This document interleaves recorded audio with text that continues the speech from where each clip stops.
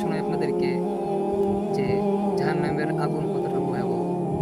সবাই তো এটাই বলে যে জাহান্নামের আগুন আগুন আছে, আযাব পাবে সে, কিন্তু সে মনে করে, কিন্তু অন্তর থেকে সে বিশ্বাস করে না।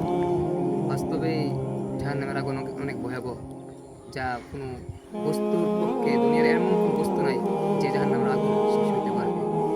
একটা ঘটনা বলি, হযরত আদম আলাইহিস সালামের যখন রান্না করার জন্য আগুনের প্রয়োজন হয়, তখন হযরত জিবরাইল আলাইহিস সালাম জাহান্নাম থেকে এক টুকরা আগুন এনে পর্বতের উপর স্থাপন করলেন। পর্বত পরিবর্ষিত হয়ে তখন চূর্ণ বিচূর্ণ হয়ে জাহান্নামের আগুন জাহান্নামে চলে গেল। তখন আল্লাহ ডাক দিয়ে বলে, হে জিবরাইল, দুনিয়াতে এমন বস্তু নাই যে আমি তৈরি করি নাই। দুনিয়াতে এমন বস্তু আমি তৈরি করি নাই যে জাহান্নামের আগুন সহ্য করতে পারবে। জাহান্নামের আগুন এতটা ভয়াবহ।